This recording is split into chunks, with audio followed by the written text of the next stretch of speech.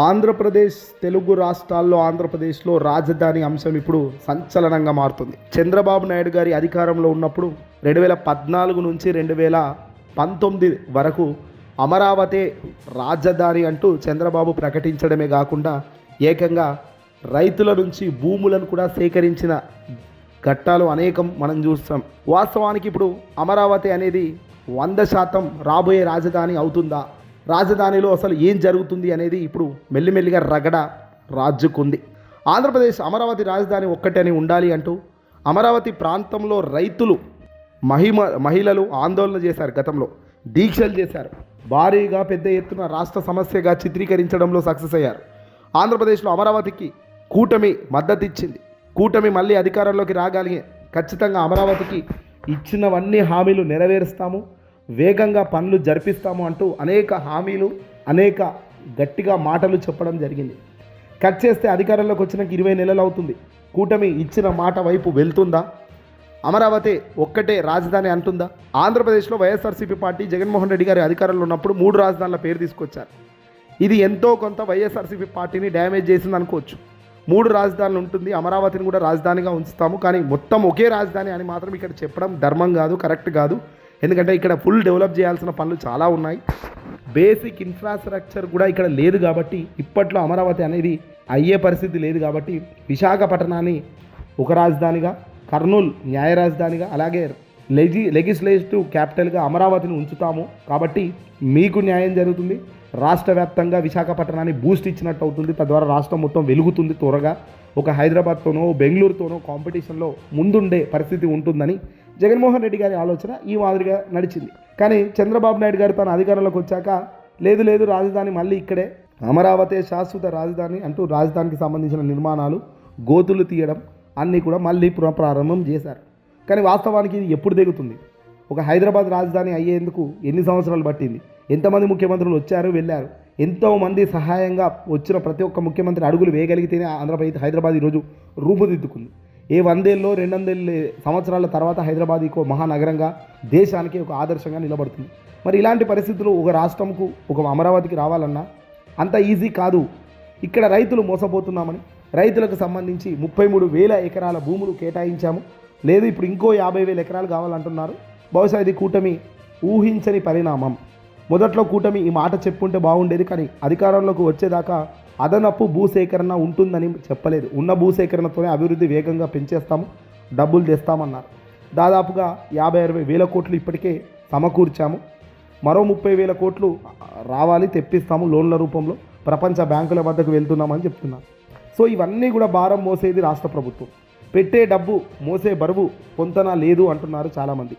ఎందుకంటే 100 కోట్లు, దాదాపుగా 1,00,000 కోట్లు, 60,000 కోట్లు ఇప్పటికే తెచ్చాము, ఇంకో 30,000 కోట్లు అంటే 1,00,000 కోట్లు పెట్టుబడులు పెట్టామంటే ఎన్ని పనులు జరగాలి? కానీ ఏమీ లేని అమరావతిలో ఇవన్నీ పెట్టుకుంటూ పోతే ఎన్నడవుతుంది? కానీ 1,00,000 కోట్ల కాస్త ఇంకో లక్ష అని ఎన్ని లక్షల కోట్ల అప్పులు తెస్తాము? రాష్ట్ర ఆర్థిక పరిస్థితి పూర్తిగా అమరావతి ఒక్కటే కట్టుకుంటూ పోతే పరిస్థితి ఉంటుందా? ఇదే పెట్టుబడి 5,000 కోట్లు 10,000 కోట్ల పెట్టుబడి ఏ విశాఖపట్నంలో పెడితే అభివృద్ధి చేరుతుంది. ఆల్రెడీ డెవలప్ అయిన విశాఖపట్నం మరింత అభివృద్ధి చెందుతుంది అనేది జగన్మోహన్ రెడ్డి గారు చెప్పుకొచ్చారు. ఇవన్నీ కూడా చరిత్రలో మనం ఎన్నో రకాలుగా విన్నాము, గడిచిన 5 ఏళ్ళుగా ఇవే వింటున్నాం. మరి ఇప్పుడు జగన్మోహన్ రెడ్డి గారు దీనిపై క్లారిటీ ఇచ్చారా? జగన్మోహన్ రెడ్డి గారు రాజధాని మీద ఇప్పటికిప్పుడు ఆయన ఎలాంటి స్టాండ్ తీసుకునే ధైర్యం చేయలేకపోతున్నారు. వాస్తవానికి అమరావతికి సంబంధించిన రైతులు దాదాపుగా ఇప్పుడు వాళ్ళని టచ్ చేసి రాష్ట్రం మొత్తం డైవర్ట్ చేయాల్సిన అవసరం జగన్మోహన్ రెడ్డి గారికి లేనేలేదు. ఎందుకంటే జగన్మోహన్ రెడ్డి గారు ఎన్నికల సమయం వచ్చే నాటికి మరో 2028 కల్లా ఆయన దీనిపై స్పష్టంగా తన నిర్ణయం ఏంటనేది చెప్తారు. అయినా జగన్మోహన్ రెడ్డి గారు చెప్పిన ఐడియాలజీని, జగన్మోహన్ రెడ్డి గారు చెప్పిన విధానాన్ని చంద్రబాబు తెర వెనకాల ఇంప్లిమెంట్ చేస్తూ తెర ముందు మాత్రం సైలెంట్ అవుతున్నారు. జగన్మోహన్ రెడ్డి గారు తెర ముందు డైరెక్ట్ ఉన్నట్టు చెప్పి తెర వెనకాల డెవలప్ చేసినా మంచిగా ఆయనకు డ్యామేజ్ జరిగే ఆస్కారం ఉండకపోవచ్చు. కానీ ఇక్కడ జగన్ చేసిన తప్పు, చంద్రబాబు చేస్తున్న అద్భుతం ఏంటంటే అంటే చంద్రబాబు నాయుడు గారు అమరావతి సింగిల్గా ఉంటుందని చెబుతూ రాష్ట్రానికి సంబంధించిన ఇమేజ్ను ఒకవైపు తెస్తూ అమరావతి రైతులను ఇటు ఆగం చేస్తూ అమరావతిని ముందుకు ఎప్పుడు తీసుకెళ్తామో అన్నది ప్రాపర్గా చెప్పే పరిస్థితి లేకపోగా రాష్ట్రానికి మాత్రం అమరావతి రాజధాని అనేటట్టు చెప్తున్నారు. కానీ రాష్ట్రంలో అమరావతిలో ఏమీ లేదు.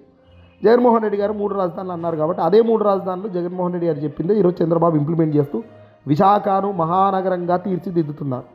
మరి ఇది చెప్పడం లేదు, చేస్తున్నారు. జగన్మోహన్ రెడ్డి గారు చెప్పారు, చేయలేదు. ఆచరణలో జగన్మోహన్ రెడ్డి గారు ప్రజలకు వెళ్ళే పరిస్థితుల్లో ఫెయిల్ అవ్వడం వల్లే ఈరోజు రాజధానికి సంబంధించిన మోసం జగన్మోహన్ రెడ్డి గారు చేశారా, చంద్రబాబు చేశారా అంటే 100% చంద్రబాబు రాబోయే రోజుల్లో పెద్ద పిడుగు చంద్రబాబు నెత్తిన పడే పరిస్థితి ఉంది. ఇందులో పవన్ జీరో అవుతున్నారు. పవన్ కళ్యాణ్ ముఖ్యమంత్రి హోదాలో, డిప్యూటీ సీఎం హోదాలో ఉన్నప్పటికీ రాజధాని మోసం గురించి పట్టించుకోవడం లేదు. రాజధాని భూములు కేటాయిస్తున్నారు. ల్యాండ్ పూలింగ్ ద్వారా ఇన్సైడర్ ట్రేడింగ్ జరిగిందని చంద్రబాబు నాయుడుపై జగన్ ఆరోపణలు చేస్తున్నారు. దీనిపై ఆధారాలు ఉన్నాయని కోర్టులో కేసులు కూడా ఉన్నాయి. ఆ కేసులను మైనస్ చేసుకునే కార్యక్రమం చంద్రబాబు చేస్తుంటే పవన్ ఏమీ మాట్లాడడం లేదు. రాజధానికి సంబంధించిన 60,000 కోట్ల పెట్టుబడులు పెట్టి ఏమేం చేశారనే దానికి పొంతనా లేదు. అవినీతి ఏ తరహాలో అవుతుందో అంచనా లేదు. 1,00,000 కోట్లు ఇక్కడే అవినీతి అంటే దాదాపు 1,00,000 కోట్ల పెట్టుబడుల్లో ఎంత దారుణంగా ఎవరెవరు ఏమేమి తింటున్నారో కూడా సమస్య లేదు. ఇవన్నీ తేలేలోపు సంవత్సరాలు గడుస్తాయి. ప్రజల నెత్తిన పిడుగు పడుతుంది. ఆర్థిక ఒత్తిడి ప్రభుత్వంపై విపరీతంగా పెరుగుతుంది. అల్టిమేట్గా పవన్ కళ్యాణ్ దీనిపై నోరు మెదపరు. చంద్రబాబు జీవితంలో ఎలాంటి తప్పు అయితే చేయకూడదు అలాంటి తప్పే చేస్తున్నాననే తరహాలో తాను నిలబడక తప్పని పరిస్థితి రాబోయే కాలంలో చరిత్రలో వస్తుంది. రాజధాని అంటే ఏమి అని చెప్పే పరిస్థితి ఉంటుందా ఉండదా సందేహమే. కొన్ని బిల్డింగ్లు కట్టడమో, రోడ్లు వేయడమో, వనరులను సృష్టించడమో, కమర్షియల్ కాంప్లెక్స్లు కట్టడమో కాదు కదా రాజధాని అంటే. రాజధాని అంటే అది కొన్ని ఏళ్ళ తపస్సు ద్వారా రావాల్సిన కార్యక్రమం. ఈరోజు మొదలు పెడితే చిన్నగా ఏ 30 ఏళ్ళకో ఏ 40 ఏళ్ళకో రూపుదిద్దుకుంటుంది.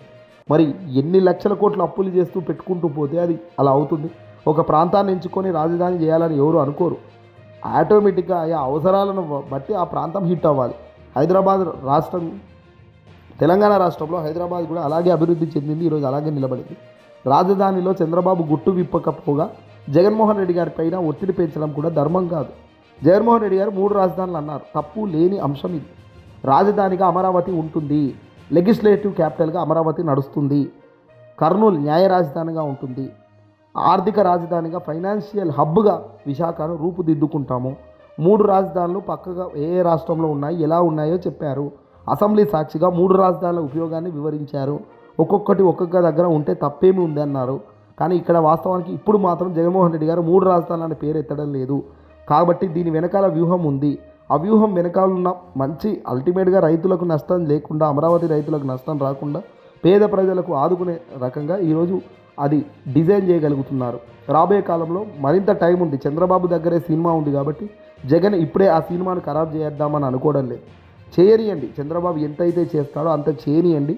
మన టైం వచ్చినప్పుడు మనం ఏం చేస్తామన్నది మనం ఆ టైంలోనే చెప్పాలనేదే జగన్మోహన్ రెడ్డి గారి వైఎస్ఆర్సీపీ పార్టీ వ్యూహంగా కనబడుతుంది. ఏదేమైనా రాజధాని అసలు రాష్ట్రానికి ఉంటుందా? ఉంటే అది అమరావతేనా? ఇప్పటికే అమరావతి రాజధాని అంటున్నారు.